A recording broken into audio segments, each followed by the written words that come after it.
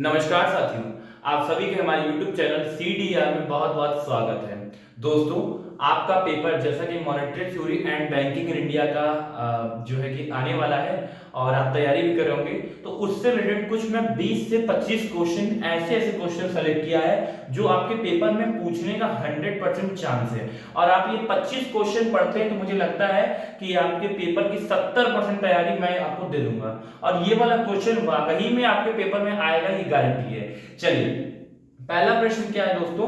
पहला प्रश्न है, मुद्रा क्या है? मुद्रा के कार्य एवं विशेषताएं। अब देखिए, ये जो क्वेश्चन मैंने सेलेक्ट किया है बहुत सोच समझ के किया है। अगर ये क्वेश्चन आप तैयार करते हैं, सबसे पहला लॉन्ग तैयार होगा, उसके बाद शॉर्ट तैयार होगा, तो इसके बाद वेरी शॉर्ट। मतलब एक क्वेश्चन से आपके मैंने 5 क्वेश्चन तैयार करवा दिए। इस तरीका कुछ नजरिया। और हाँ, अगर आप ये क्वेश्चन के बारे में नहीं जानते हैं, आप पढ़ना चाहते हैं, तो हमारे YouTube चैनल पे वीडियो अपलोडेड है, आप ये तीनों क्वेश्चन का आंसर एक वीडियो में जाकर देख सकते हैं।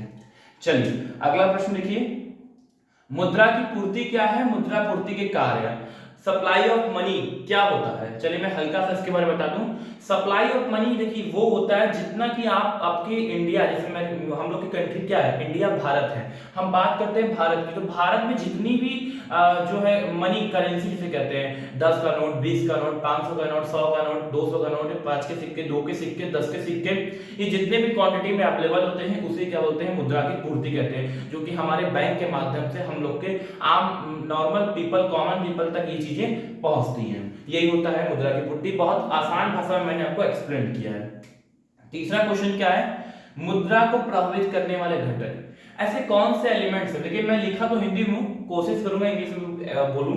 मुद्रा को प्रभावित करने वाले घटक, ऐसे कौन से एलिमेंट्स हैं या ऐसे कौन से जो है कि पॉइंट्स हैं जो मनी को क्या करता है? इफेक्ट करता है, अपनी ओर खींचता है। ऐसे कौन से घटक है?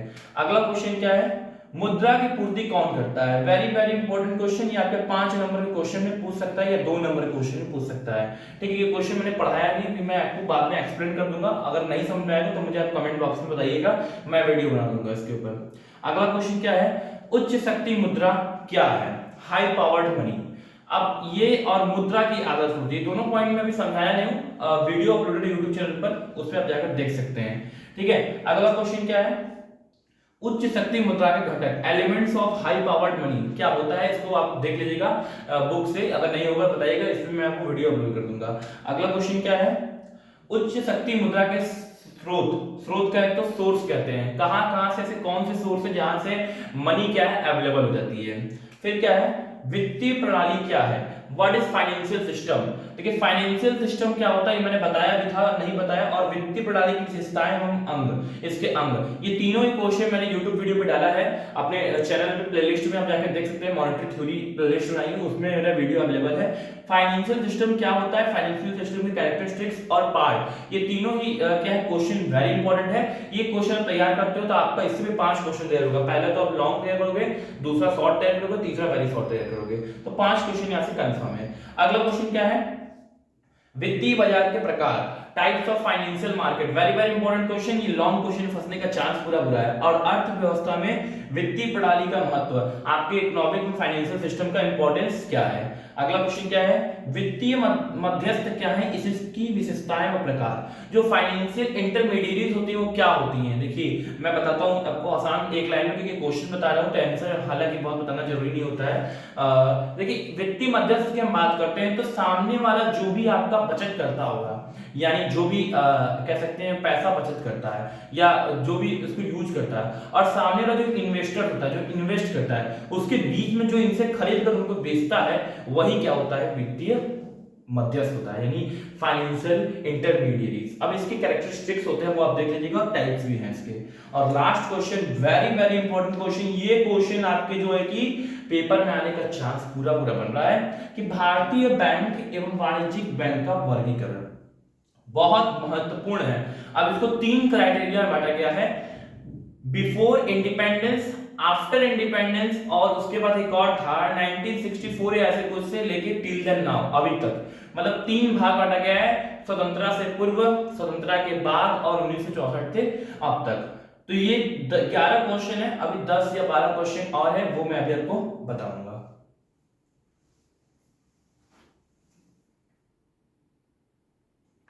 चलिए अगला क्वेश्चन देखते हैं। अगला क्वेश्चन क्या है, बैंक की परिभाषा एवं व्यापारिक बैंकों में कार्य एवं महत्व।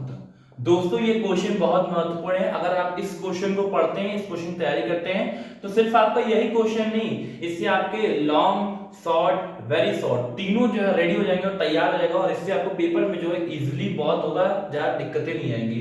देखिए बैंक की परिभाषा पढ़ लीजिएगा, बैंक क्या होता है, कब शुरू किया गया, कौन सा बैंक सबसे पहला शुरू किया गया, तो बैंक ऑफ हिंदुस्तान। ये सब बेसिक बेसिक इन्फॉर्मेशन अगर आप रखे रहेंगे ना, तो आपको लॉन्ग में जब लिखेंगे तो वो पॉइंट्स आपको काम आएंगे।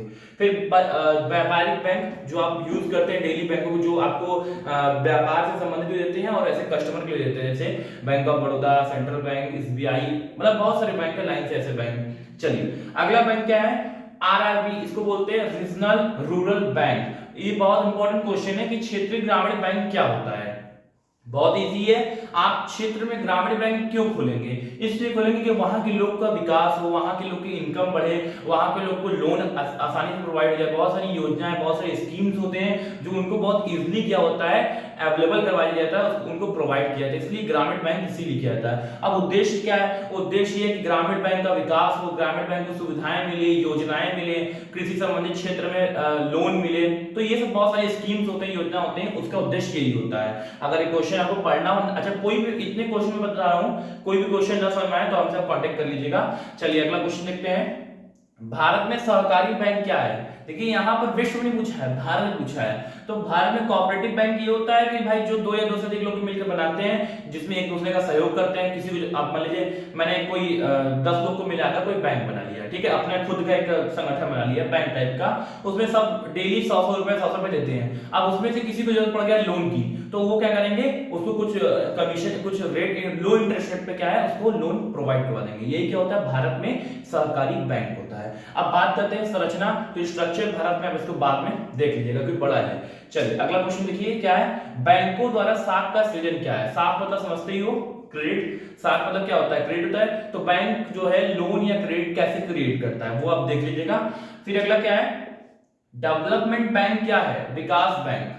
विकास बैंक वो बैंक होता है जो अभी विकास कर रहे हैं, मतलब जहां पर अभी बहुत ज्यादा क्या है, वो विकसित नहीं हुआ है, वो क्षेत्र है, वो एरिया, उसको विकास बैंक कहते हैं। अगला क्वेश्चन क्या है, भारत में गैर वित्तीय बैंक के प्रकार। इंडिया में ऐसे कौन, जैसे कि गैर वित्तीय मतलब क्या है, तो नॉन फाइनेंशियल, ठीक है, तो वो उस तरह के बैंक कितने प्रकार के, ये पूछ रहा है। फिर अगला क्वेश्चन क्या है, संस्थागत साख क्या है, इंस्टीट्यूशनल क्रेडिट क्या है। जो इंस्टीट्यूट कोई बहुत बड़ा संस्था हो गया, वो आप क्रेडिट प्रोवाइड कर रहा है, बट वो बैंक का काम नहीं करता है, उसको इंस्टीट्यूशनल क्रेडिट कहते हैं। अगला क्वेश्चन क्या है, इफेक्टिंग एलिमेंट टू इंस्टीट्यूशनल कह सकते हैं क्रेडिट, संस्थागत साख को प्रभावित करने वाले घटक। और लास्ट क्वेश्चन क्या है, आरबीआई क्या है, रिजर्व बैंक ऑफ इंडिया क्या होता है, इसकी विशेषताएं या कार्य बताइए। तो ये 20 क्वेश्चन थे। अगर मुझे लगता है 20 क्वेश्चन आप अच्छे से तैयार कर लेते हैं, पढ़ लेते हैं, तो आप 80% एग्जाम को क्रैक कर लेते हैं। और हाँ, अगर वीडियो अच्छा लगा तो लाइक कीजिए और सब्सक्राइब तब कीजिएगा जब आप पेपर देके आइएगा, क्योंकि हम वो क्वेश्चन आपके लाते हैं जो आपके लिए बहुत अच्छा और बहुत बेटर हो। तो चलिए आज के लिए इतना ही, नमस्कार।